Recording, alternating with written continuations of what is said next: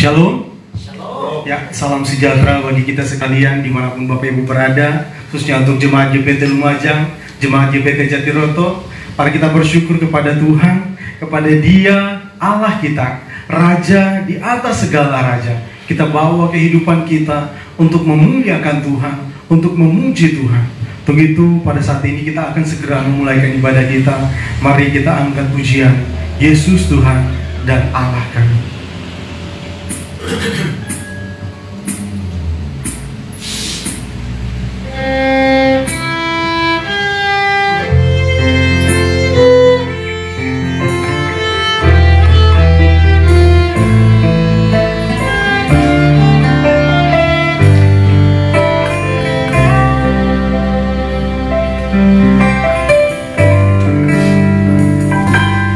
Yesus Tuhan dan Allah kami, Engkau layak menerima pujian, hormat dan kuasa, sebab Kau telah ciptakan segalanya. Oleh karena kehendak-Mu, semuanya itu telah ada dan diciptakan untuk kemuliaan-Mu. Terpujilah Tuhan, Hosana, terpujilah Tuhan, terpujilah Tuhan, Yesus, Hosana, terpujilah Tuhan, terpujilah Tuhan, Yesus. Terpujilah Dia, Allah kita, Raja di atas segala raja.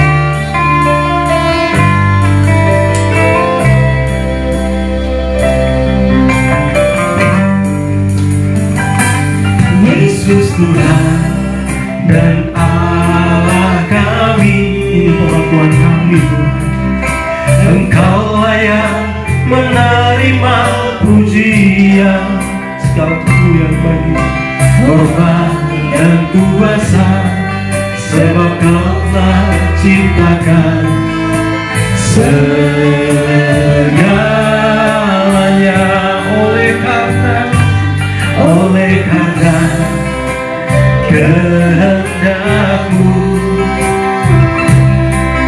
semuanya itu telah ada dan diciptakan untuk kemuliaan-Mu. Terpujilah Hosana, Hosana, terpujilah Tuhan, terpujilah Tuhan, Yesus,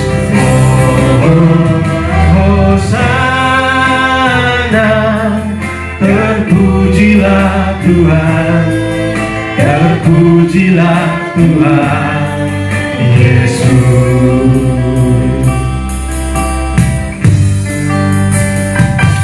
Yesus Tuhan dan Allah kami,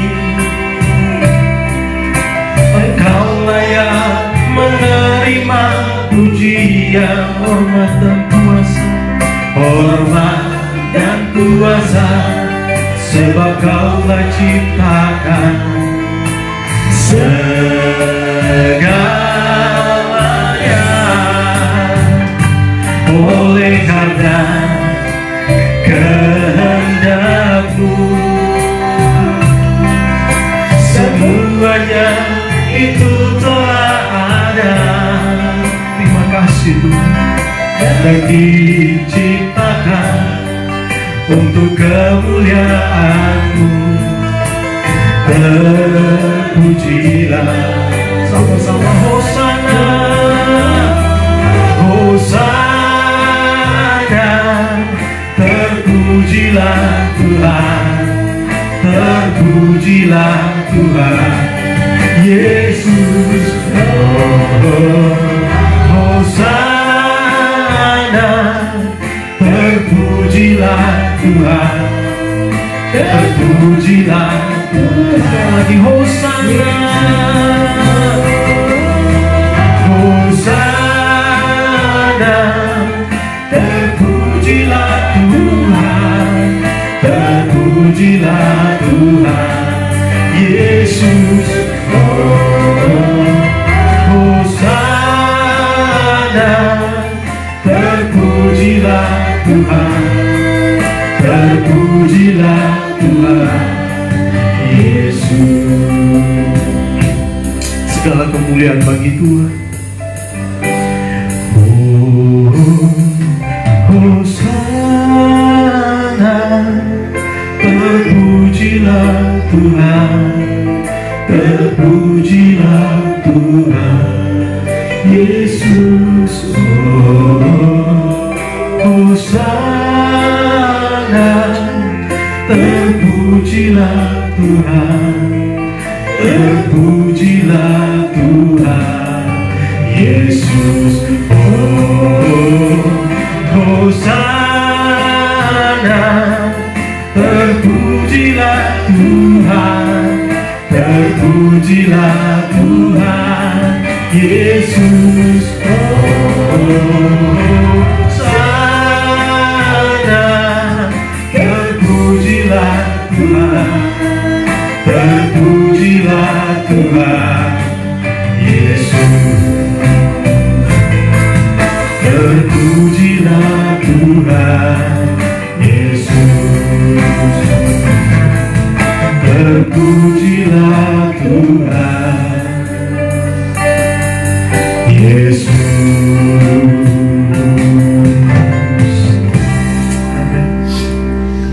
Terima kasih Tuhan. Seperti pujian ini ya Tuhan, ini merupakan pengakuan yang tulus dari dalam hati kami bahwa Engkau adalah satu-satunya Tuhan. Engkau adalah Allah kami yang layak. Engkau satu-satunya yang patut untuk ditinggikan ya Tuhan. Terima kasih. Kami mengucap syukur kepadamu Tuhan untuk hari ini. Tuhan masih memberikan kepada kami kesempatan untuk bisa bersekutu bersama-sama di dalam nama-Mu. Kami mengucap syukur ya Tuhan. Apapun keadaan kami tetap mengatakan bahwa Engkau-lah Tuhan. Engkau satu-satunya Allah, tidak ada yang lain di dalam kehidupan kami. Terima kasih ya Tuhan. Terima kasih. Kami bersyukur kepadamu ya Tuhan. Dan saat ini ya Tuhan, kami serahkan ibadah kami dari awal, pertengahan hingga pada akhirnya. Biarlah Tuhan pimpin, Tuhan sertai, supaya kami semua di dalam lindungan Tuhan dan kami dikuatkan. Dan kami di dalam ibadah ini kami betul-betul mempersembahkan kehidupan kami untuk memuliakan nama-Mu ya Tuhan. Kau berkati hamba-hamba-Mu yang terlibat di dalam pelayanan ini. Tuhan berkati kami semua, berikan hikmat, berikan otoritas, kuasa-Mu Tuhan, supaya kami dapat melayani seturut dengan kehendak-Mu ya Bapa. Dan kami semua akan diberkati oleh ibadah ini. Terpujilah nama-Mu ya Tuhan. Terima kasih. Kami mengucap syukur dan kami serahkan ibadah kami ini ke dalam tangan-Mu. Di dalam nama Tuhan Yesus Kristus, Allah kami yang hidup. Puji Tuhan. Amin. Sekali lagi saya ingin menyapa Bapak Ibu Saudara sekalian, mungkin ada yang baru bergabung. Saya sapa, Shalom. Shalom. Ya, kita tetap bersyukur dan bersuka cita karena Tuhan kita adalah Tuhan yang luar biasa dan kita tetap tinggikan Dia. Kita tetap serukan bahwa Dia adalah Tuhan. Mari kita angkat pujian, serukan namanya.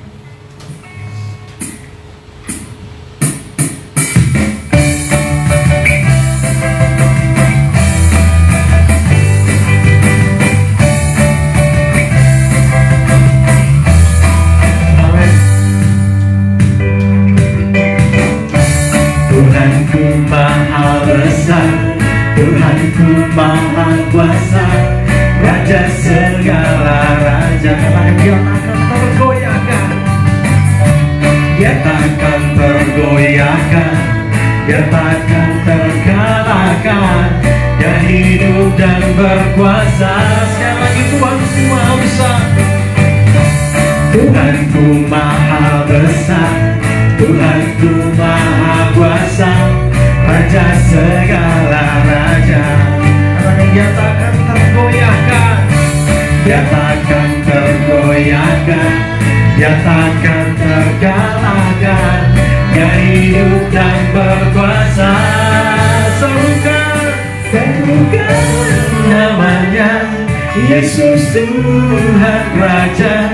Segala kuasa tunduk dalam namanya. Dia luar biasa, perkasa mulia, Yesus nama di atas segala nama.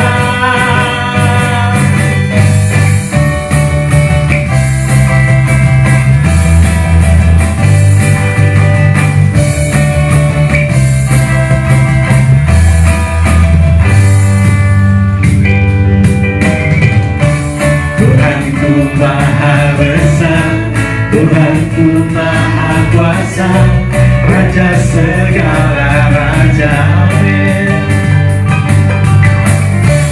Dia takkan tergoyahkan, Dia takkan terkalahkan. Dia hidup dan berkuasa. Serukan namanya, Yesus Tuhan Raja. Segala kuasa tunduk dalam namanya. Dia luar biasa, perkasa mulia, Yesus nama di atas segala nama. Sekali lagi kita katakan Tuhan kita adalah Tuhan yang maha besar, maha kuasa, dahsyat, akan terkalahkan.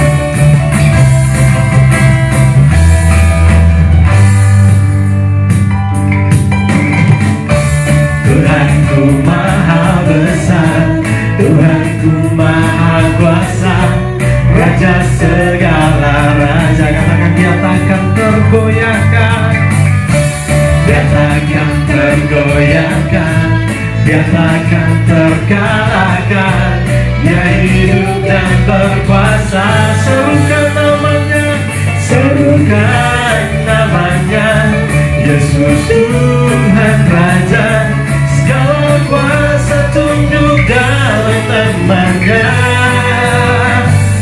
Dia luar biasa, perkasa mulia, Yesus nama di atas segala nama. Serukan namanya, Yesus Tuhan Raja. Segala kuasa tunduk dalam namanya. Dia luar biasa, perkasa mulia, Yesus nama di atas segala nama. Yesus nama di atas segala nama. Yesus nama di atas segala nama. Amin.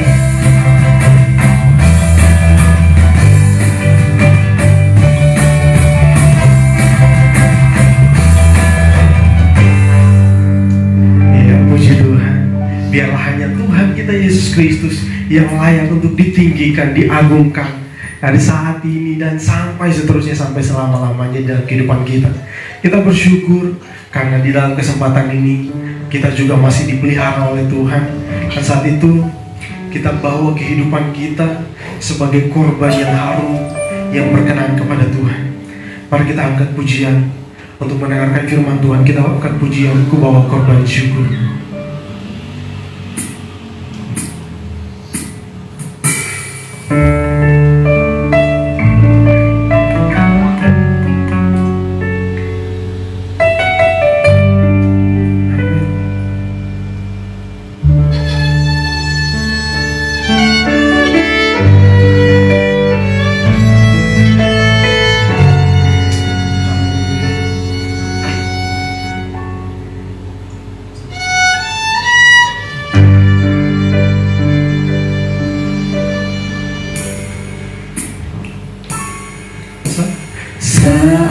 pun masuk ke hadirat-Mu,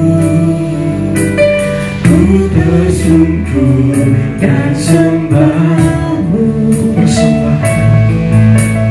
Ku persembahkan korban syukurku yang terbaik bagi. Sekali lagi, saat ku masuk, saat ku masuk ke hadirat-Mu, ku tersungkur dan sembah-Mu. Ku persembahkan korban syukurku yang terbaik bagimu. Ku bawa korban syukurku ke tempat kudus-Mu Tuhan. Hatiku limpah dengan syukur, sebab Tuhan baik. Oh, sebab Tuhan baik.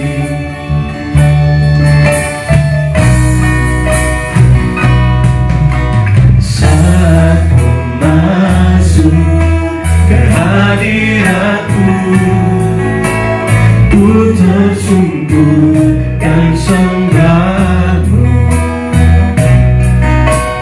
Ku persembahkan korban syukurku yang terbaik bagimu.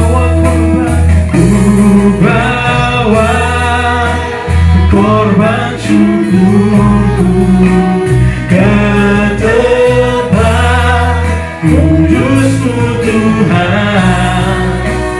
Hatiku limpah dengan syukur, sebab Tuhan baik. Oh, sebab Tuhan baik. Sekali lagi kita pujian dari awal.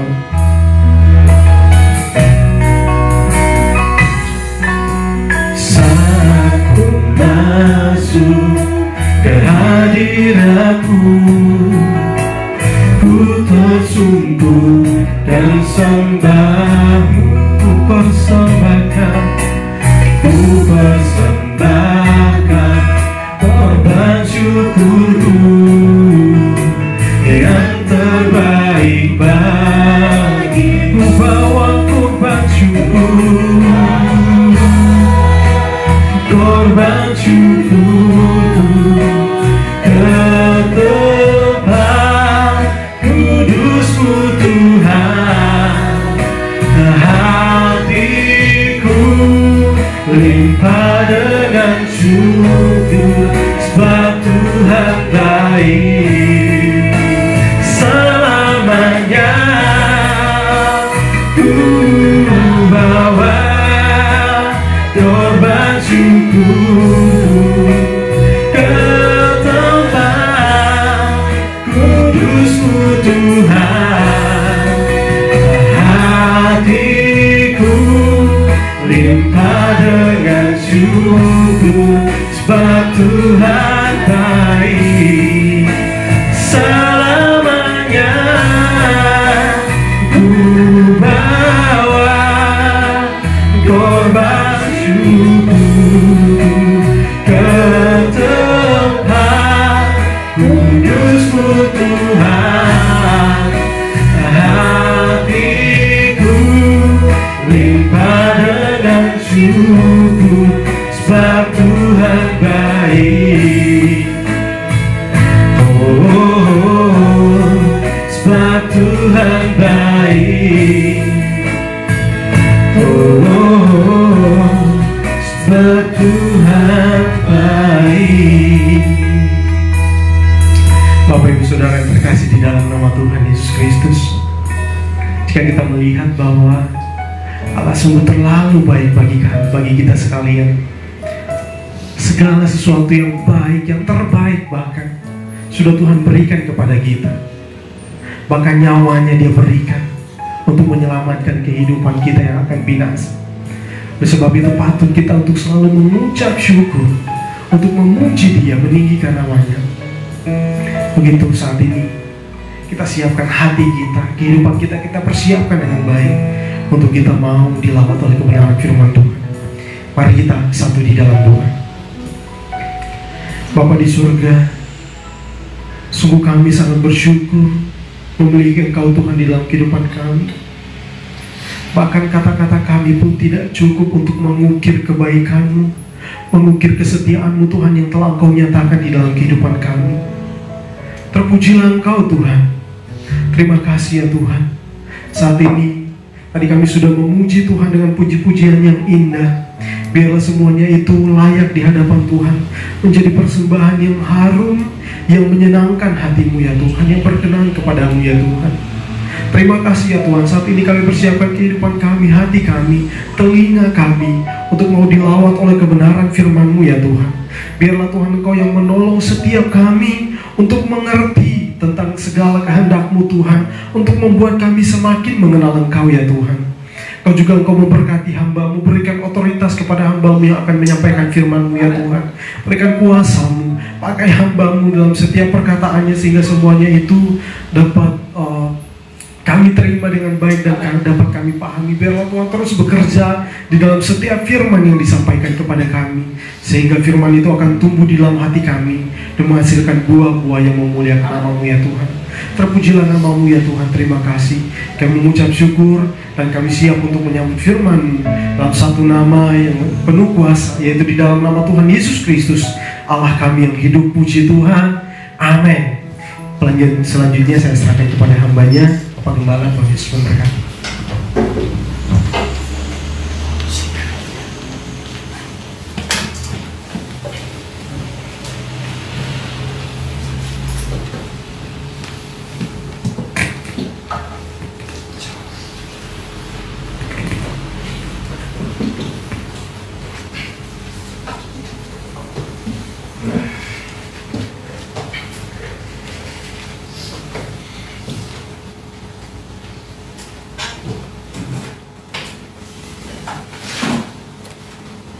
Selamat pagi Bapak Ibu yang dikasihi oleh Tuhan. Shalom. Shalom. Hari ini hari Minggu 28 Juni, berarti sudah minggu keempat. Beberapa hari lagi kita akan berpindah kepada bulan Juli. Begitu cepatnya waktu ini berjalan, saudaraku. Sedangkan kita di dalam keadaan yang masih semacam ini.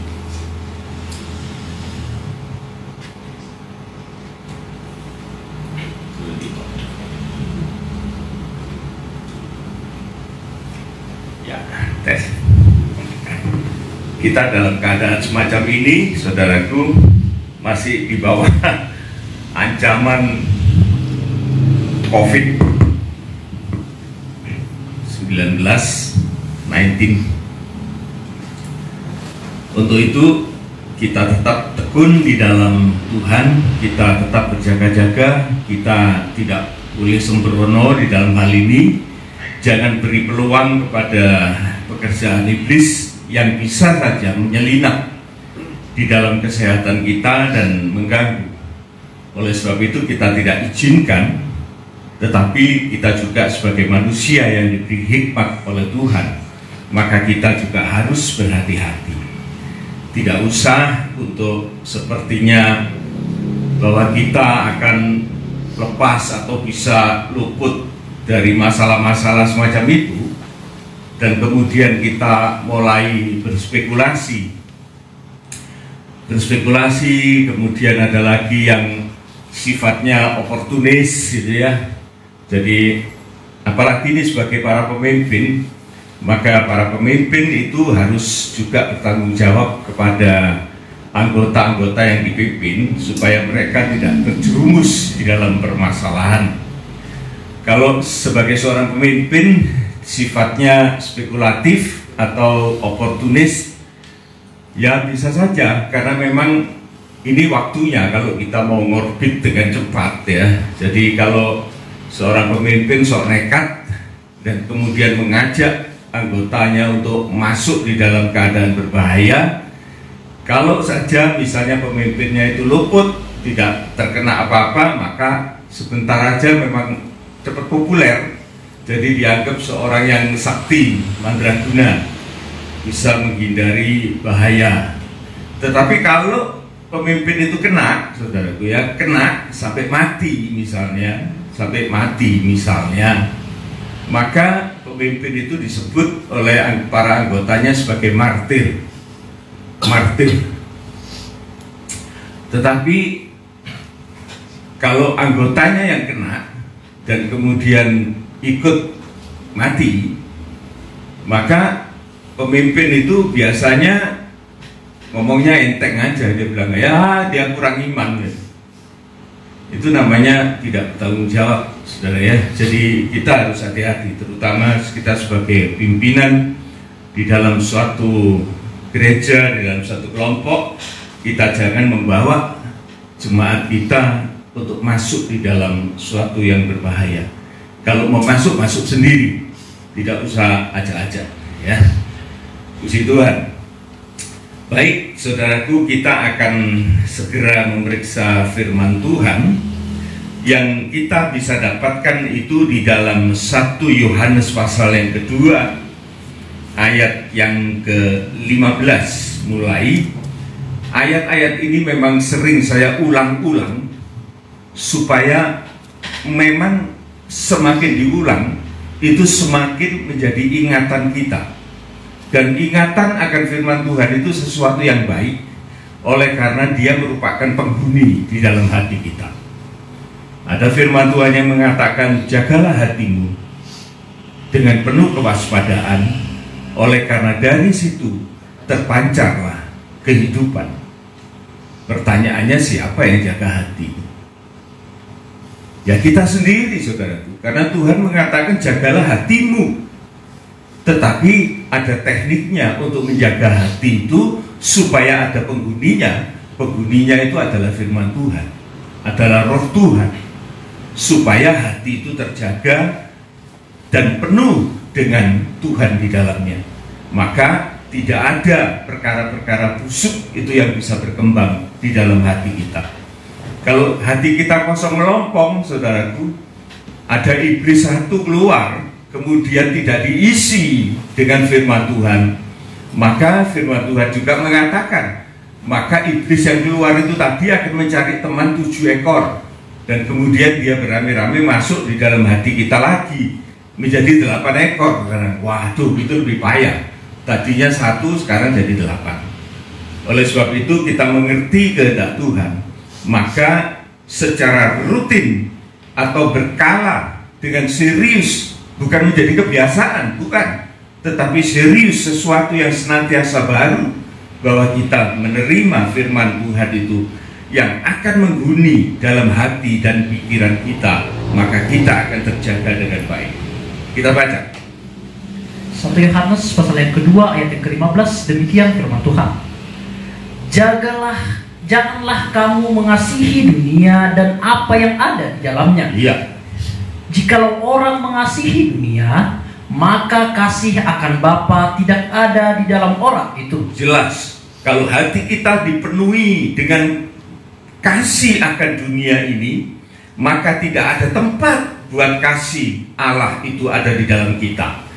Oleh sebab itu kita harus waspada, bahkan kita harus secara sadar untuk menerima asupan dari firman Tuhan itu, asupan dari Roh Kudus itu, supaya hati kita tidak lagi terpengaruh di dalam mengasihi dunia ini, tetapi kita kembali dapat mengasihi Allah.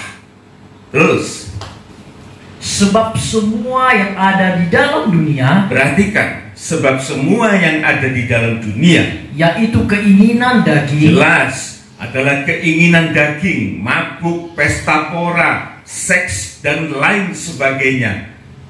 Ini yang membuat seringkali manusia itu terjerumus di dalam keinginan-keinginan daging. Oleh sebab itu, saudaraku, hati kita harus berkuasa atas kedagingan kita ini, tetapi bagaimana hati itu bisa berkuasa oleh karena dia terisi oleh kasih Allah itu yang dapat menguasai segenap gerak tubuh kita. Terutama saudaraku, kalau hati kita dipenuhkan dengan Roh Kudus, hati kita dipenuhkan dengan firman, maka kita dikatakan sebagai orang yang sempurna. Dari hati kita, dari pikiran kita, keluar lewat mulut kita. Maka firman Tuhan mengatakan, bagi orang yang tidak bersalah di dalam perkataannya, maka orang itu adalah orang yang sempurna. Jadi kita belajar ke sana, saudaraku. Jadi bagaimana kita mendeteksi orang itu, saudaraku, terisi atau tidaknya, itu juga tergantung pada saat kita melakukan suatu komunikasi kepada orang itu.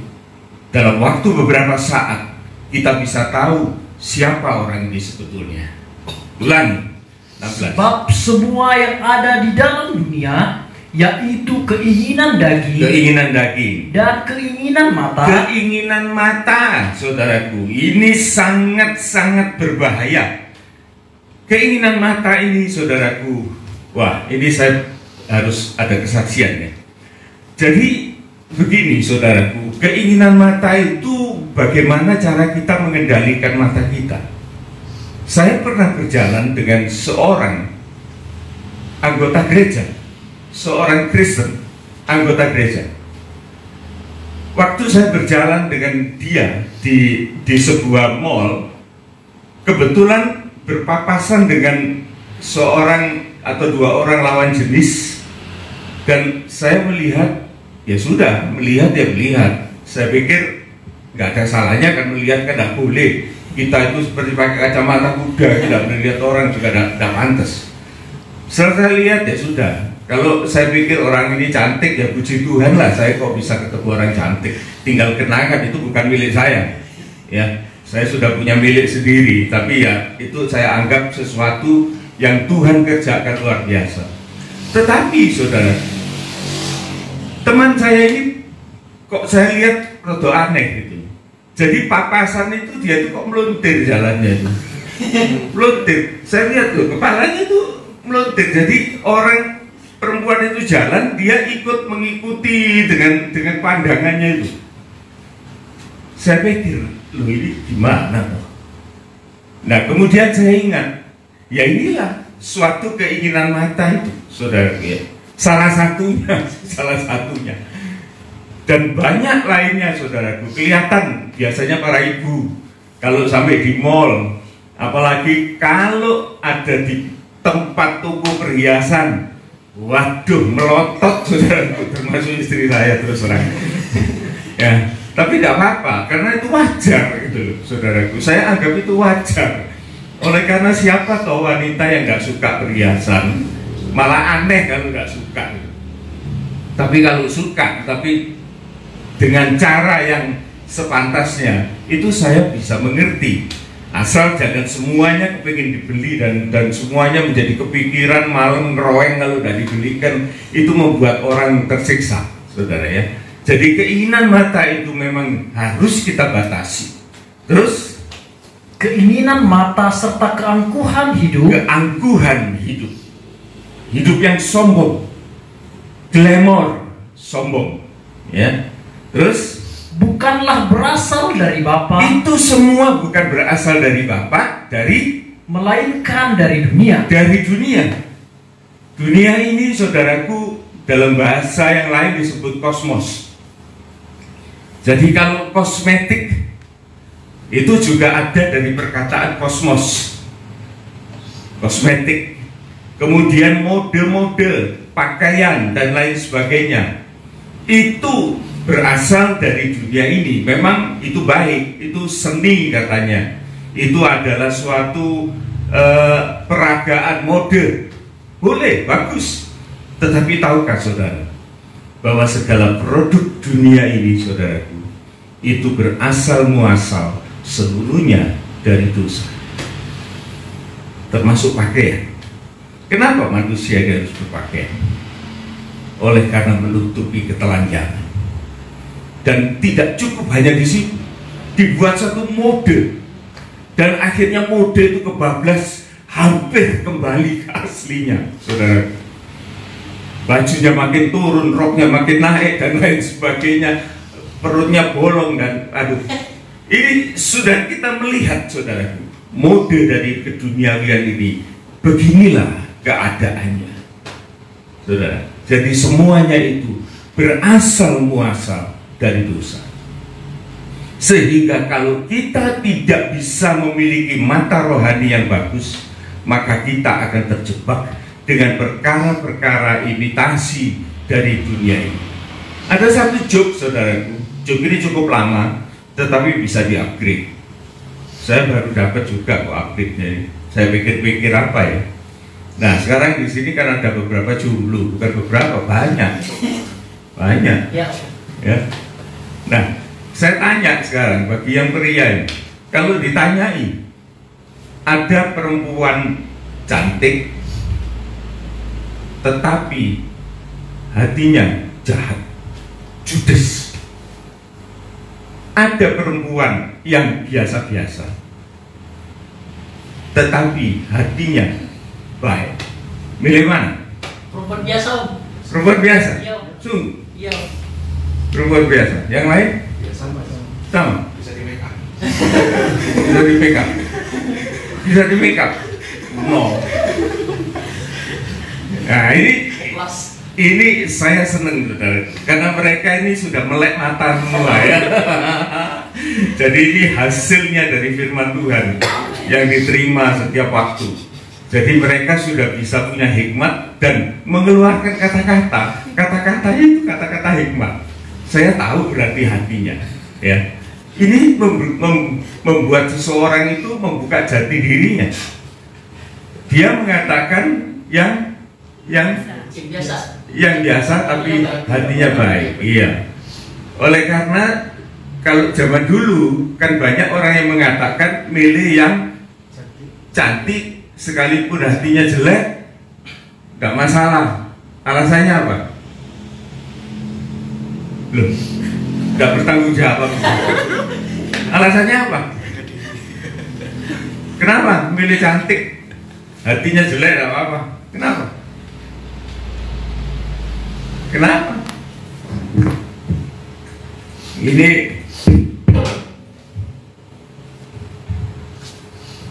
begini, saudara. Biasa orang dulu mengatakan milih yang cantik biar hatinya jelek, oleh karena punya iman, saudara. Betul enggak? Ya. Imannya apa? Supaya hatinya baik. Berubah. Nah, ini sudah ketemu ya.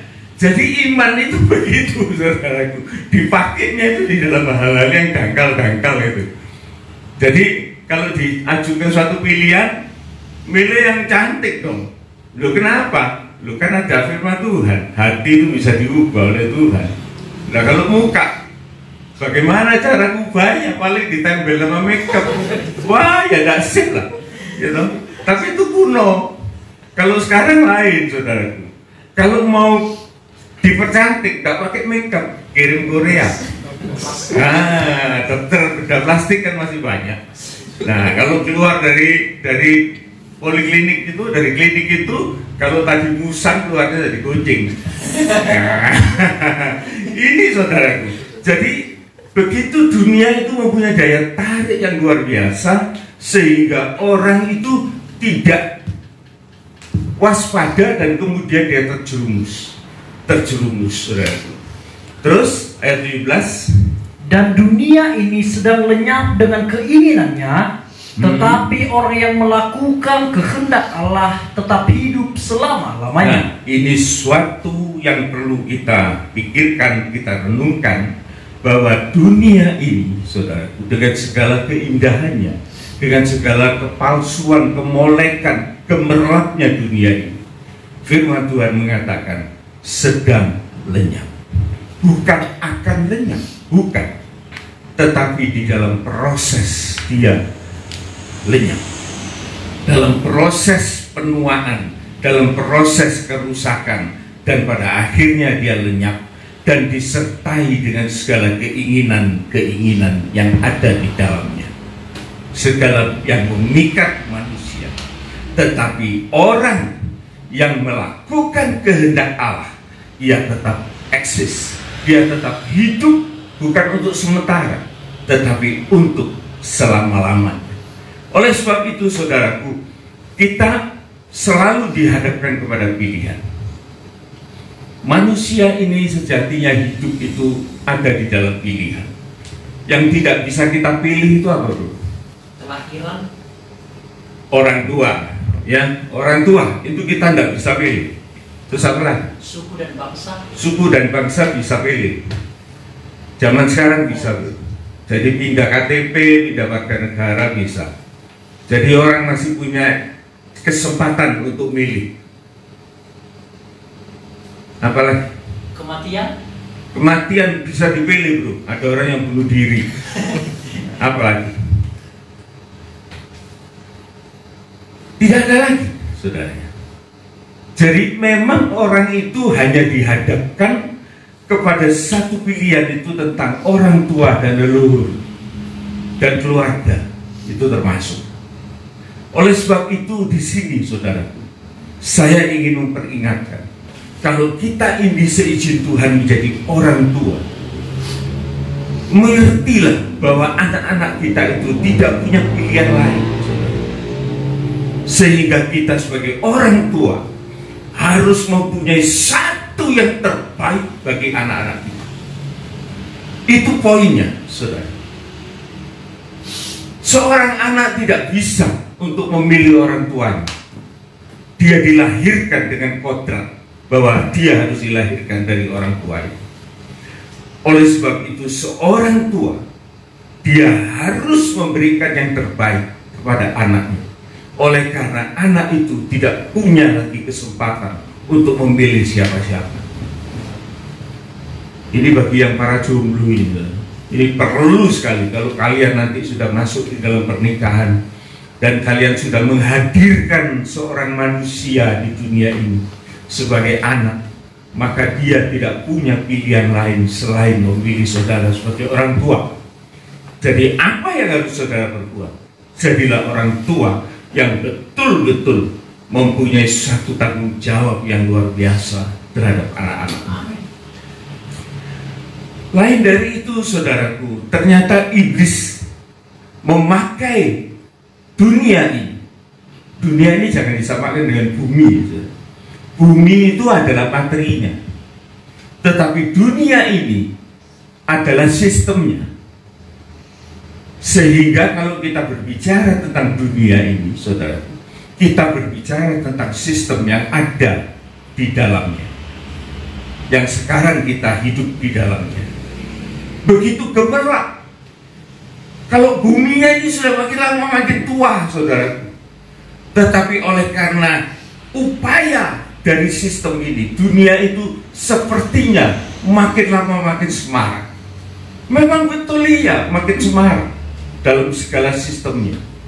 Kelihatannya bagus, bagus memang.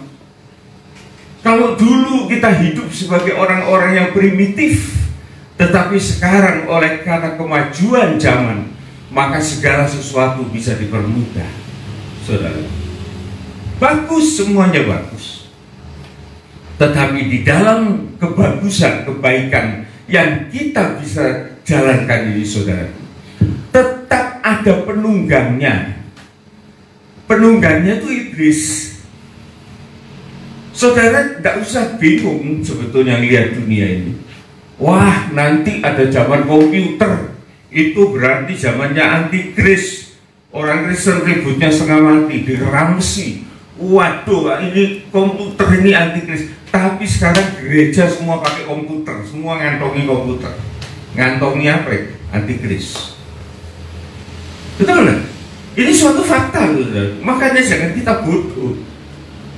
Nanti ada apa sedikit, oh disatukan mata uangnya, wah ini ribut semua.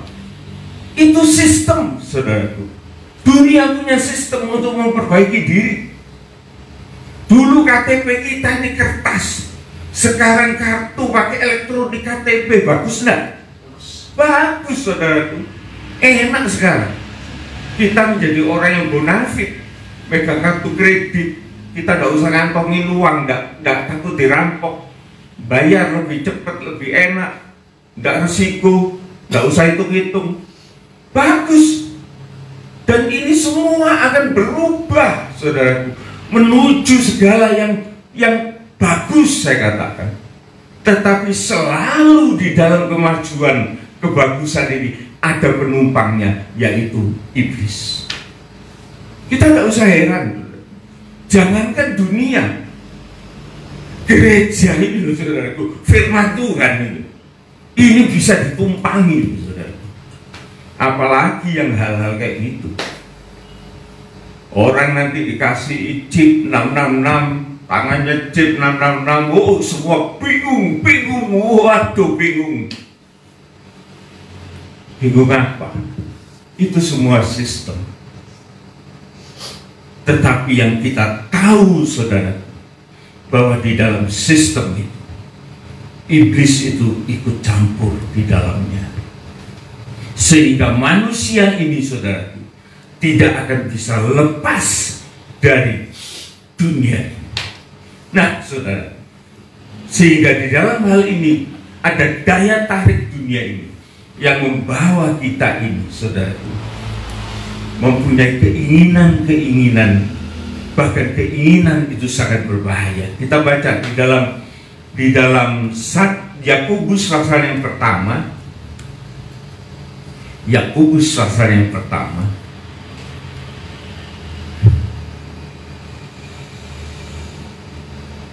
ayat yang ke-13 sampai 15. Demikian ayat yang ke-13.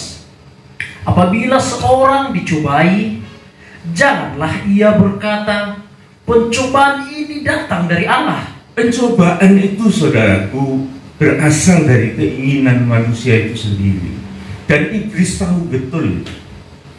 Kalau ujian saudaraku itu berasal dari Tuhan. Ujian itu untuk orang yang punya harapan. Orang yang mau naik ranking, mau naik kelas, itu diuji. Nah kalau orang itu kehidupannya dia itu tidak pantas untuk diuji, dia tidak pernah diuji, tetapi dicoba iya, diganggu supaya kapok. Kalau bisa, kalau tidak kapok ya mati. Itu saudara. Jadi diganggu merupakan satu pencobaan, itu dari dirinya sendiri. Terus sebab Allah tidak dapat dicobai oleh yang jahat, iya, dan ia sendiri tidak mencobai siapapun. Iya. Tetapi tiap-tiap orang dicobai oleh keinginannya sendiri, iya, karena ia diseret dan dipikat olehnya. Iya. Jadi inilah saudaraku daya tarik dunia ini yang menarik manusia itu untuk masuk di dalam pencobaan. Tetapi bagi anak-anak Tuhan yang arahnya tidak melekat kepada dunia ini, kita membutuhkan saudaraku dunia ini. Kita gak munafik. Kita butuh materi-materi dunia ini untuk menunjang kehidupan kita yang sementara ini. Tetapi yang Tuhan mau, jangan kita mengandalkan dunia ini bagi keselamatan kita. Itu sangat fatal, sangat keliru, saudara. Sehingga kita terjebak untuk kita masuk di dalam kebinasaan dunia ini, beserta dengan segala keinginan. Keinginan itulah yang membawa kita masuk di dalam kehancuran dunia ini. Tetapi jikalau kita sebagai anak-anak Tuhan yang betul-betul, maka pencobaan itu bisa saja datang.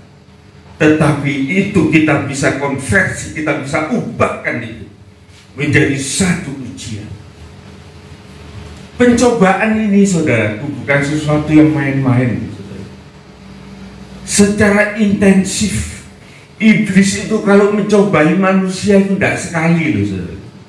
Sepanjang hidup manusia itu pada suatu saat-saat tertentu, maka iblis itu mencobai manusia itu tidak habis-habisnya. Coba kita lihat ya, kita lihat satu contoh di dalam Lukas pasal yang keempat. Lukas pasal yang keempat, kita baca satu ayat saja, ayat yang ke-13. Ayat yang ke-13, demikian firman Tuhan, sesudah mengakhiri semua pencobaan itu, sesudah iblis itu mengakhiri semua pencobaan itu, yang dicobai dalam hal ini siapa? Yesus. Di dalam kemanusiaannya, iblis mau mencobai Yesus. Tetapi semua pencobaan itu gagal oleh karena ada firman Tuhan yang mematahkan. Tetapi saudara lihat, ayat ini ulang. Sesudah iblis mengakhiri semua pencobaan itu, pencobaan yang gagal itu, terus ia mundur daripadanya, ia undur dari Yesus, dan menunggu waktu yang baik. Dan menunggu waktu yang baik. Alkitab ini membuka, saudaraku, kedok dari iblis. Ini seperti penyakit stroke. Kalau orang itu kena stroke sekali, selamat, ya boleh pulang, selamat. Tidak lama kena lagi. Tetapi yang kena 2 kali ini biasanya agak parah.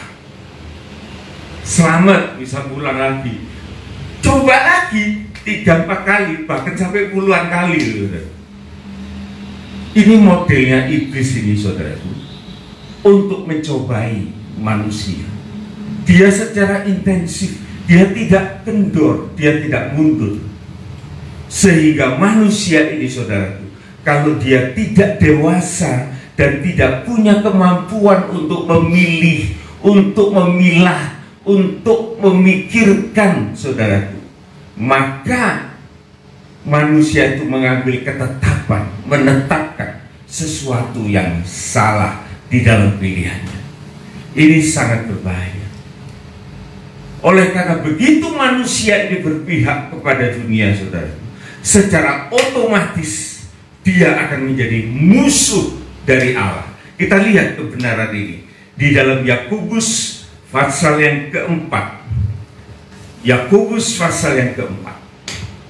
Supaya kita tahu, saudara, begitu kita terpikat, kita masuk di dalam keberpihakan kita kepada dunia ini, kepada kesenangan daging, kesenangan mata, kehidupan jemawa, sombong, maka secara otomatis kita akan menjadi musuh Tuhan. Mungkin kita gak merasa, saudara, tetapi Tuhan mengatakan di waktu firman-Nya bahwa kita ini menjadi musuh Tuhan. Kita baca Yakobus 4 ayat yang kedua sampai 4. Demikian, kamu mengingini sesuatu, kamu ingin sesuatu, tetapi kamu tidak memperolehnya. Tapi kamu belum tentu memperoleh. Lalu kamu membunuh, iya, kamu iri hati, tetapi kamu tidak mencapai tujuanmu. Kamu gagal. Nah, saudaraku, bisa jadi, dan ini sering terjadi, bahwa manusia itu akan menjadi stres, akan depresi, oleh karena dia tidak bisa mencapai apa yang dia mau, apa yang bisa dia kehendaki. Oleh sebab itu dia makin masuk terpuruk di dalam keadaan depresi, dan suatu saat orang itu bisa rusak jiwanya. Dia mulai halusinasi, dia mulai membayangkan sesuatu yang tidak ada, dan kemudian bisa dia itu mendapat waham. Apa itu bahasa asingnya itu waham itu? Hah? Ya, itu bahasa Jawa, wangsit. Ada bahasa kedokterannya itu ada. Ilusi, ya. Ilusi itu dia itu seperti melihat sesuatu, ya. Terus dia dapat bisikan-bisikan, itu waham. Dan dalam tekanan yang luar biasa, dia bisa skizofrenia, rusak, pecah jiwanya, dan dia sudah tidak bisa mengendalikan dirinya lagi. Itu baru tahap awal itu, saudara. Coba dibaca ulang, dibaca ulang. Kamu tidak mencapai tujuanmu, lalu kamu bertengkar dan kamu berkelahi. Iya, bertengkar, berkelahi, terus. Kamu tidak memperoleh apa-apa karena kamu tidak berdoa. Karena kamu tidak berdoa. Ini ternyata orang Kristen nih, saudara. Oleh karena firman Tuhan bilang, kamu tidak berdoa. Ini berarti orang yang ngaku punya Tuhan nih. Berdoa. Terus? Atau kamu berdoa juga. Ternyata dia berdoa juga kok. Ya. Tetapi kamu tidak menerima apa-apa. Tidak dapat apa-apa. Terus? Karena kamu salah berdoa. Doanya yang salah. Jadi doa ini, saudaraku, bukan seenak udelnya, saudaraku. Tetapi sebelum kita berdoa ini, saudara, kita harus mengacu doa kita ini nanti dari firman yang kita dengar. Oleh karena firman itu adalah kehendak Allah yang diperdengarkan, dan kita bisa menerimanya dengan pikiran, dengan perasaan kita, dan kita satukan itu dalam doa kepada Tuhan. Kalau doa yang dilandasi oleh firman Tuhan, saudaraku, itu pasti doa yang diperkenan oleh Tuhan. Kalau sudah diperkenan, kenapa kita harus berdoa? Itu kan pertanyaannya. Tuhan mau supaya manusia itu bertanggung jawab dengan keinginannya dan menyuarakan itu, mengatakan itu. Oleh karena perkataan itu, saudaraku, mempunyai ikatan kepada orang yang mengucapkan. Kamu berdoa juga, tetapi kamu tidak terima apa-apa karena kamu salah berdoanya. Terus? Sebab kamu meminta itu hendak kamu habiskan untuk memuaskan hawa nafsu. Jadi doa dengan hawa nafsu ini sangat tidak berkenan kepada Tuhan. Terus? Hai kamu orang-orang yang tidak setia. Hai kamu orang-orang yang tidak setia. Terus? Tidakkah kamu tahu bahwa persahabatan dengan dunia adalah permusuhan dengan Allah? Nah, jelas saudara ya. Jadi orang yang tidak setia kepada Sang Khalik, kepada Allah, kepada Tuhan, maka dia berpaling berpihak kepada dunia ini. Dan pada waktu ada persahabatan dengan dunia ini, secara otomatis dia bermusuh dengan Allah. Jadi saudaraku, kalau kita ini musuh sama orang, ada orang lain yang bisa mendamaikan. Tetapi kalau kita ini sudah menjadi musuh Allah, siapa yang mendamaikan? Hal ini pernah terjadi loh, saudaraku. Di dalam Israel pada waktu dia keluar dari Mesir, di dalam perjalanannya dia bertemu dengan Bani Ammon, Moab atau Ammon itu, Balak itu. Ya bos, salah satu, kalau tidak Ammon ya Moab ya, Moab, betul, Moab. Nah. Dan kemudian raja ini, Balak ini, dia panggil dukun yang namanya Bileam. Bileam ini dibayari, saudara, supaya dia mengutuk Israel. Tetapi pada waktu Bileam itu datang dan dia melihat Israel itu di dalam formasinya menurut kehendak Allah, maka Bileam itu mengatakan, saya tidak bisa untuk mengutuk Israel ini.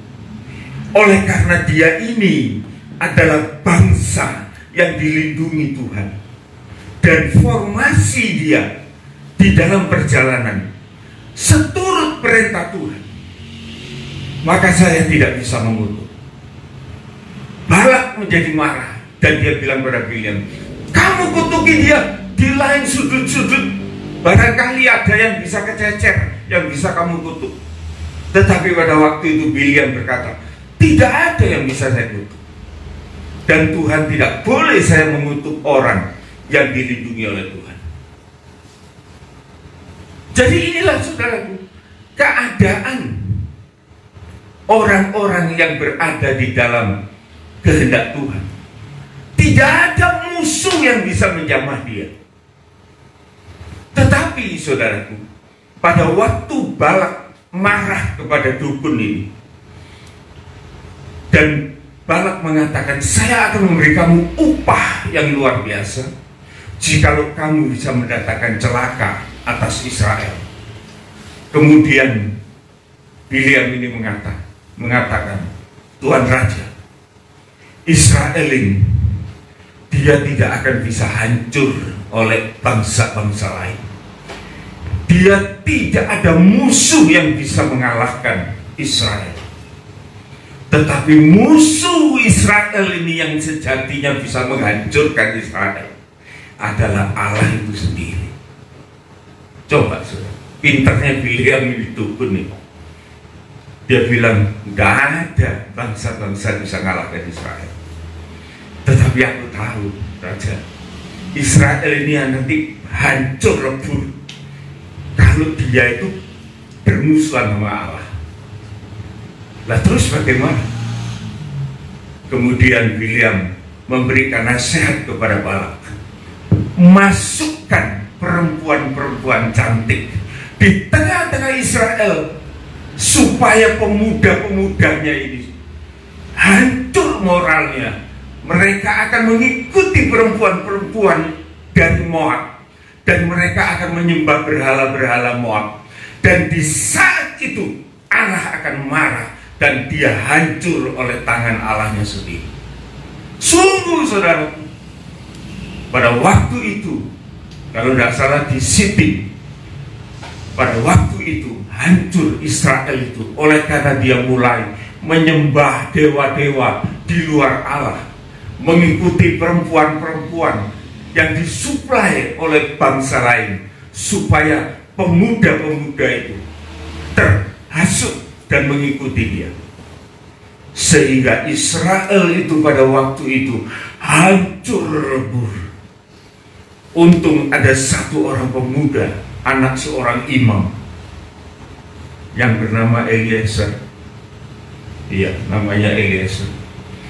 Pada waktu dia melihat ada seorang pimpinan, orang muda pimpinan dari salah satu suku Israel, membawa seorang wanita asing yang tidak boleh itu masuk di dalam persekutuan, tetapi dia masuk, maka pemuda ini dia mengambil tombak dan dia menghajar pemuda pemimpin itu, tembus 2 orang laki perempuan, disate mati. Pada waktu itu Allah mengatakan, aku puas dengan tindakan Eliezer, maka aku akan berdamai kembali dengan Israel. Jadi hati-hati saudaraku, kita ini bermusuh dengan Tuhan itu kita tidak berasal. Kita merasa masih baik-baik saja. Tetapi begitu keberpihakan kita kepada dunia ini saudara, maka kita akan menjadi musuh Allah. Orang yang menjadi musuh Allah saudara, yang jelas, dan saya tahu betul bahwa orang ini tidak punya damai, orang ini tidak punya sejahtera di dalam hatinya. Seperti halnya seorang yang digambarkan oleh firman Tuhan, yaitu seorang yang bernama Lot, saudara. Seorang yang bernama Lot. Lot ini, saudara, adalah keponakan Abraham.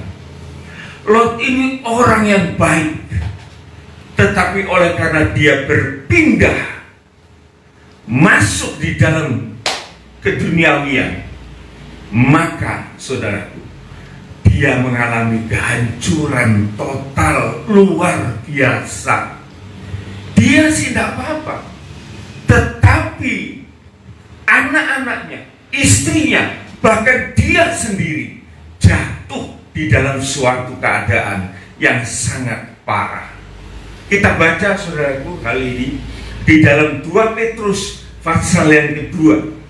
Kita perhatikan saudara ya, ada orang yang berpindah menuruti hawa nafsu mata, menuruti hawa nafsu daging, menuruti kehidupan yang jumawa, yaitu Lot. Dia pada waktu bertengkar dengan pamannya Abraham, Abraham itu mengatakan, kamu pilihlah tempat lain, kita tidak usah berkelahi. Kamu cari, kalau kamu ke timur, aku ke barat. Kalau kamu ke barat, aku ke timur. Kamu dulu milih. Firman Tuhan mengatakan Lot itu melihat daerah timur dan melihat lembah Yordan seperti taman Tuhan, seperti tanah Mesir yang sangat menggiurkan, menjanjikan. Ada pegunungan, ada kota Soar, dan dia mau ke sana. Abraham mengatakan silakan. Dan apa yang terjadi setelah Lot pergi ke lembah Yordan, ke kota Sodom dan Gomora? Maka dia, saudaraku, sebagai orang yang tadinya itu tidak begitu, tetapi dengan suasana semacam itu, maka dia tidak ada damai sejahtera di dalam hatinya. Baca 2 Petrus 2 ayat yang kedua demikian. Ayat 7. Ayat yang ke-7. Tetapi ia menyelamatkan Lot, orang yang benar, yang terus-menerus menderita oleh cara hidup orang-orang yang tak mengenal hukum. Dia menderita, saudaraku. Hidupnya menderita. Dikatakan dia diselamatkan karena apa? Karena Sodom itu diserbu oleh raja lain, dan raja Sodom itu kalah. Lot itu ditangkap sama istrinya, anaknya, pegawai-pegawainya, bahkan harta bendanya ludes, dirampas oleh Kedorlaomer, ya, Kedorlaomer dirampas oleh raja itu, sehingga dia kirim mendadak. Untungnya ada pamannya Abraham. Pada waktu Abraham dengar kemenakannya itu ditangkap oleh raja Kedorlaomer, maka dia membebaskan keponakan itu. Bukan hanya keponakannya itu aja, tetapi raja-raja yang tertawan itu semua dilepaskan oleh Abraham. Nah, ayat ini mengatakan, ulangi bro. Tetapi ia menyelamatkan Lot, orang yang benar. Iya, dia diselamatkan melalui Abraham. Ya. Siapa yang menyelamatkan? Tuhan tentunya. Karena apa? Karena dia orang yang benar. Tapi orang yang benar ini penderitaannya apa? Yang terus-menerus menderita oleh cara hidup orang-orang yang tak mengenal hukum. Iya. Dan yang hanya mengikuti hawa nafsu mereka saja. Iya. Ini loh saudaraku, yang saya katakan bahwa begitu kita ini berpihak kepada dunia, kita pindah dari jalan Allah menuju jalan dunia ini, maka sejatinya kita ini bermusuh dengan Allah. Dan kalau orang itu sudah menjadi musuh Allah, tidak ada damai, saudara. Tidak ada damai. Bahkan cerita ini, saudaraku, pada akhirnya membawa Lot ini, saudaraku, begitu dia sudah dibebaskan dari Raja Kedorlaomer ini, dia mengalami ancaman yang baru. Memang dia sukses, saudaraku. Dia di Sodom itu sukses. Kok bisa tahu kalau sukses? Firman Tuhan yang bilang. Pada waktu dia duduk di pintu gerbang, lah ini. Jadi dia itu duduk di pintu gerbang. Pada zaman itu istilah duduk di pintu gerbang itu menjadi orang yang terkemuka, orang yang dihargai oleh masyarakat, dihargai oleh pemerintah. Dia menjadi orang pengamat dari negara. Dia duduk di pintu gerbang. Mengapa dia sukses duduk di pintu gerbang? Bisa jadi Oleh karena raja itu tahu bahwa ini keponakannya Abraham. Abraham ini adalah raja yang besar.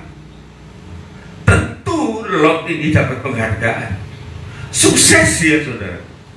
Harta bendanya kembali, kedudukannya kembali, bahkan lebih terhormat, duduk di pintu gerbang. Pada saat itu, tidak usah dibaca, waktunya sudah puber. Pada waktu itu, firman Tuhan menceritakan, ada 2 orang tamu masuk kota itu.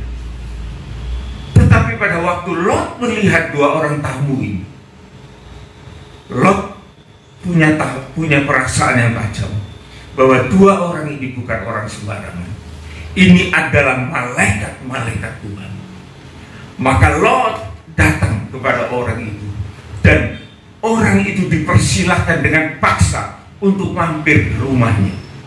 Singkat cerita, saudara, pada waktu 2 orang ini menginap di rumah Lot, maka orang-orang Sodom Gomora itu, dia tahu bahwa ada 2 orang pria tampan yang masuk di rumah Lot. Saudara tahu ini semua orang homo. Begitu orang-orang homo ini, saudaraku, orang-orang Sodom Gomora ini melihat 2 orang pemuda cakep, maka mereka malam-malam merangsek rumah dari Lot, dan dia minta keluarkan orang itu. Kami mau pakai dia. Lot bilang, jangan, orang itu berlindung di dalam rumah. Orang Sodom mengatakan, kamu ini orang asing, kamu menghakimi kami, aku lebih dulu akan menghancurkan kamu. Tetapi 2 orang ini, saudaraku, malaikat utusan Tuhan ini, menarik Lot masuk ke dalam dan menutup pintu, sekaligus membutakan mata dari orang-orang yang mau menyerbu itu, sehingga mereka tidak tahu jalan. Singkat cerita, saudaraku, maka Lot dan keluarganya ini diselamatkan oleh 2 orang itu untuk dibawa lari keluar. Tetapi saudara tahu, di dalam perjalanan itu pasti Lot itu tidak bawa apa-apa. Berarti segala apa yang dia peroleh selama ini nol hasil, hanya jiwanya mau diselamatkan. Dia keluar tanpa membawa apa-apa. Yang ada cuma istrinya. Istrinya juga matre oleh karena sudah banyak berkumpul dengan penghuni atau masyarakat di Sodom. Pada waktu dia dalam perjalanan, dia tidak rela meninggalkan harta bendanya. Dia mau balik. Begitu dia balik, mungkin ya kena radiasi mungkin. Saya pikir itu pasti waktu ditunggang balikan itu ada radiasi-radiasi yang luar biasa, sehingga istri Lot itu menjadi tiang garam. Tidak tahu ya apa itu prosesnya, tapi firman Tuhan bilang begitu. Dan kemudian Lot dengan 2 anaknya selamat. Kemudian malaikat mengatakan, lari kamu, lari kamu. Setelah Lot dan anak-anaknya lari, maka malaikat ini menghancurkan tuntas segala apa yang ada di Sodom Gomora. Tetapi saudara, apa yang terjadi dengan Lot? Kita bisa tahu, saudara, bahwa di dalam pelariannya ini Lot mengalami kehancuran. Kehancuran yang luar biasa. Kehancuran apa itu, saudara? Adalah kehancuran dari kehidupan nikahnya dan kehidupan keluarganya. Saya pikir itu perlu dibaca ya. Sedikit saja, saudaraku, kita baca.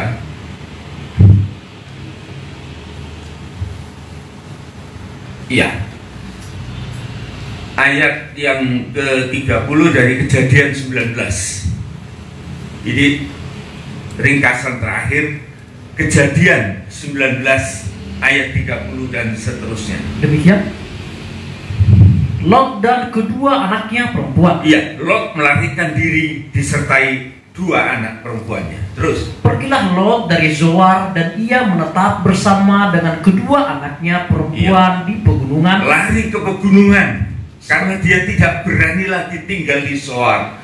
Di Zoar juga banyak kejahatan yang tidak membuat dia sejahtera. Terus, sebab ia tidak berani tinggal di Zoar. Dia tidak berani tinggal di Zoar. Maka diamlah ia dalam sebuah gua beserta kedua anaknya. Dia menjadi bangsa nomad, bangsa primitif, kembali lagi kepada keadaan yang primitif, yang melarat, tinggal di dalam sebuah goa beserta dengan dua anaknya. Terus, kata kakaknya kepada adiknya, nah, dua anak ini sudah rusak, saudaraku, oleh karena pergaulan dari Sodom ini. Apa? Punya pikiran apa kedua anaknya ini? ayah kita telah tua, Iya. dan tidak ada laki-laki di negeri ini yang dapat menghampiri kita. Iya, yang dapat menjadi suami kita. Seperti kebiasaan seluruh bumi. Ya, seperti biasanya di Sodom. Terus, marilah kita beri ayah kita minum anggur, lalu kita tidur dengan dia, supaya kita menyambung keturunan dari ayah kita. ide gila ini, saudara. Terjadi incest. Sehingga anak-anak dari Lot ini, saudaraku, dia melahirkan anak-anak keturunan Lot, notabene bapaknya sendiri. Kita lihat ayat 36. 36 demikian. Lalu mengandunglah kedua anak Lot itu dari ayah mereka. Iya. Yang lebih tua melahirkan seorang anak laki-laki dan menamainya Moab. Dialah bapa orang Moab yang sekarang. Moab yang menjadi nenek moyang leluhur bangsa Moab sampai sekarang. Terus, yang lebih muda pun melahirkan seorang anak laki-laki dan menamainya Ben-Ami. Iya. Dialah bapa bani Amon yang sekarang. Iya. Apa yang terjadi dengan keturunannya ini? Kita baca Ulangan 23 ayat 3. Ulangan 23 ayat yang ketiga. Ulangan 23 ayat yang ketiga demikian. Seorang Amon atau seorang Moab jadi keturunan Lot ini janganlah masuk jemaah Tuhan, tidak boleh masuk di dalam jemaat Tuhan. Bahkan keturunannya yang ke-10 pun tidak boleh masuk jemaah Tuhan sampai selama-lamanya. Saudara tahu ini yang dibawa masuk ke Israel ini. Makanya Tuhan marah luar biasa, Israel dihajar habis-habisan. Tetapi setelah ada orang yang berani untuk membunuh orang Moab ini, maka kemarahan Tuhan menjadi reda. Tidak boleh masuk. Tetapi kalau saudara lihat ya, Tuhan itu luar biasa baiknya. Pada akhirnya itu ada loh saudara yang masuk, yang namanya Ruth itu orang Moab. Oleh karena apa dia boleh masuk? Oleh karena Yesus. Yesus itu harus lahir melalui keturunan orang Moab yang namanya Ruth ini.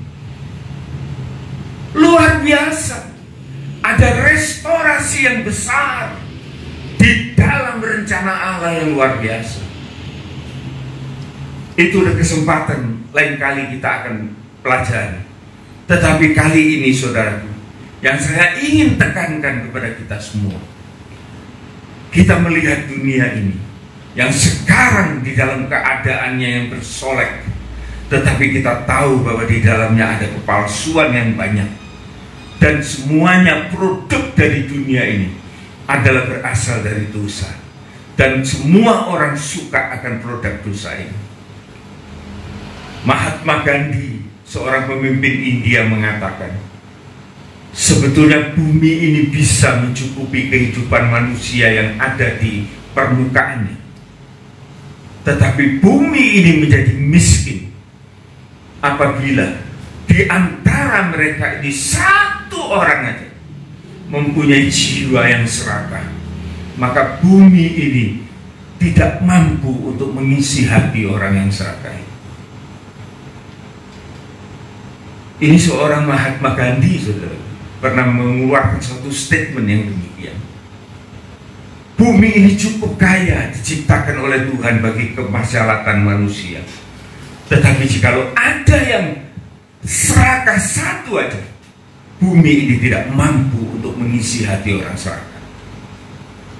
Oleh sebab itu, saudaraku, Tuhan mengingatkan kepada kita, jangan kita berpihak kepada dunia. Kita memandang dunia, kita tahu apa dunia ini, sebuah sistem. Tetapi kita tahu juga di dalam sebuah sistem ada penunggang. Penunggang adalah setan, iblis, antikris, nabi palsu, dan lain sebagainya. Tetapi kita tidak usah heran, saudara. Jangankan di dunia, kekristenan, Alkitab juga bisa ditunggangi. Oleh sebab itu, kita betul-betul harus berpihak kepada Tuhan, mengisi hati kita dengan perkara-perkara surgawi. Carilah lebih dahulu kerajaan surga dengan segala kebenarannya, maka segala sesuatunya akan ditambah-tambahkan kepadamu. Itu resepnya dari firman Tuhan, supaya kita tidak bingung, kita tidak terpengaruh, kita tidak terkecoh. Jangan kita tinggalkan ibadah, saudara. Karena ibadah ini menurut saya baca adalah cara terakhir bagi kita untuk kita bisa lebih dekat kepada Tuhan. Di luar ibadah, nonsen, tidak mungkin. Sebab itu firman Allah mengatakan, jangan engkau undur dari ibadah. Oleh karena itu merupakan dosa yang disengaja. Dan di dalam dosa sengaja itu tidak ada lagi jalan pengampunan buat dosa. Mau apa kita? Mau apa kita? Tetapi di dalam ibadah itu, saudara, kita dibangun setiap kali, dan kita boleh mengerti rencana Tuhan di dalam kehidupan kita. Inilah yang bisa saya sampaikan dalam renungan ini. Kiranya menjadi berkat bagi kita sesama. Kita akan menyanyikan sebuah nyanyian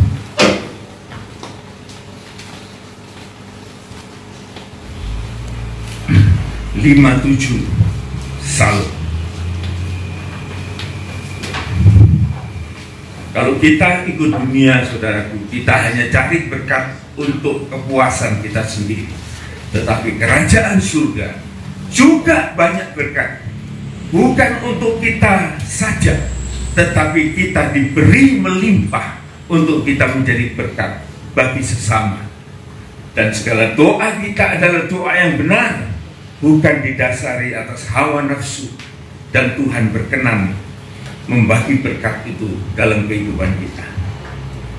Ku mau hidup dalam kasih Allah.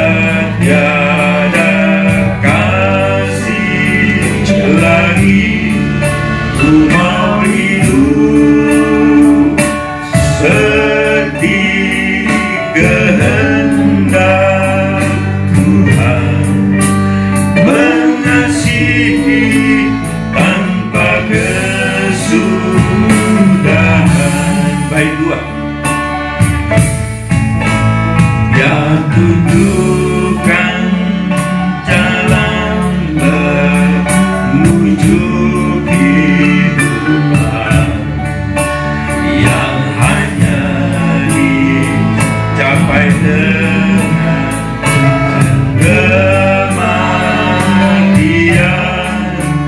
yang mengasihi dengan berkorban jiwa yang ditanggung atas Golgota.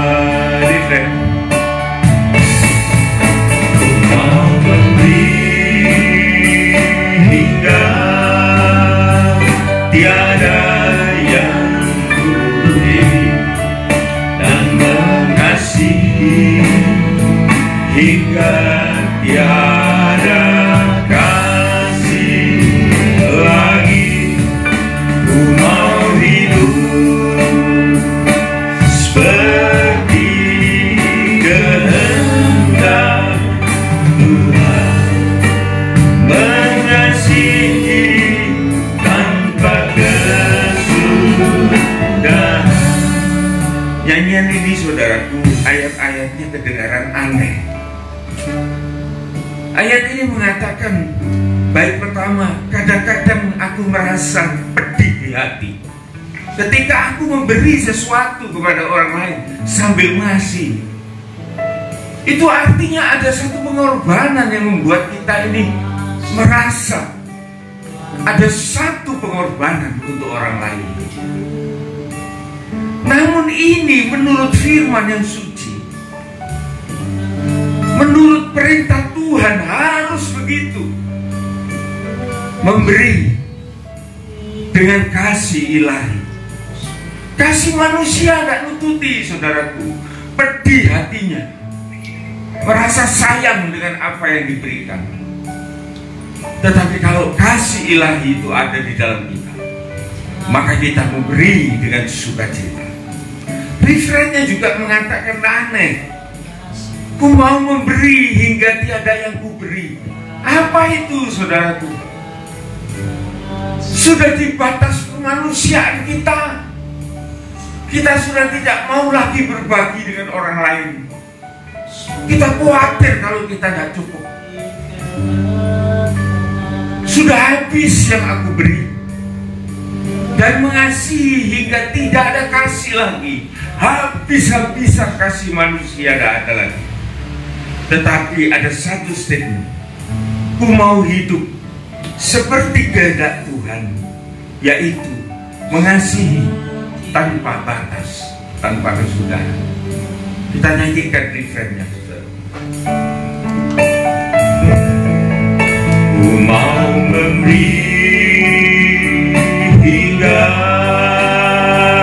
tiada yang ku beri dan mengasihi hingga tiada kasih lagi. Ku mau hidup seperti kehendak Tuhan, mengasihi tanpa kesudahan. Kita berdoa dengan dasar firman Tuhan tadi, saudara. Kita datang kepada Tuhan dan kita berdoa. Bapa di dalam surga, kami sudah mendengar firman-Mu dan kami mengerti akan rencana Tuhan di dalam kehidupan kami, yang semuanya ini bertolak dari kasih kemurahan Tuhan, sehingga kami diingatkan untuk tidak menjadi musuh Tuhan, yaitu dengan cara menjaga hati kami supaya jangan terpikat oleh semarak keduniawian ini yang di dalamnya penuh dengan dosa dan maksiat, yang membawa kami untuk gagal dan beralih menjadi musuh Tuhan. Sebab itu Tuhan, di dalam perintah Tuhan, supaya kami mencari kerajaan surga beserta dengan segala kebenarannya, yaitu kebenaran yang harus kami kerjakan, maka semua yang kami inginkan yang sesuai dengan hati Tuhan, Engkau akan berikan. Kami akan menerima berkat yang melimpah dari Engkau. Dan kami diberkati bukan atas dasar keserakahan kami, tetapi Engkau memberkati kami dengan satu maksud, yaitu kami bisa menjadi berkat bagi orang lain. Inilah Tuhan yang kami dambakan. Jangan kami menjadi seperti Lot yang menggunakan mata untuk menentukan jalan hidupnya, tetapi sebaiknya kami meniru bagaimana Abraham. Dia hanya mendengar suara Tuhan, dan suara Tuhan begitu sangat memberkati. Kamu lihat ke timur, kamu lihat ke barat, kamu lihat utara dan selatan. Sejauh mana matamu memandang, tanah itu akan diberikan kepadamu. Luar biasa. Lot hanya memperoleh lembah Yordan, tetapi Abraham juga memiliki lebih dari apa yang dimiliki Lot, bahkan jauh lebih dari apa yang dilihat oleh Lot. Tuhan, ajarkan mata kami menjadi mata Abraham yang memberkati setiap kehidupan. Terima kasih Bapak. Segala kepujian hanya bagi Engkau, dan kami mohonkan berkat-Mu Tuhan bagi saudara-saudara kami, jemaat GPT Lumajang, GPT Jatiroto, dan saudara-saudara siapapun yang menangkap dan mendengarkan firman Tuhan ini. Biar kiranya berkat kasih kemurahan Allah turun atas kehidupan saudara-saudara, menjadi milik saudara, yang berasal dari Allah Bapa, Sang Putra dan Roh Kudus, menjadi milik kita bersama, mulai dari saat ini sampai Maranatha, sampai Tuhan Yesus datang kembali. Kita lanjutkan aktivitas kita bersama dengan Dia, dalam nama Tuhan Yesus Kristus. Amin, amin, amin. Kita dengarkan pengumuman.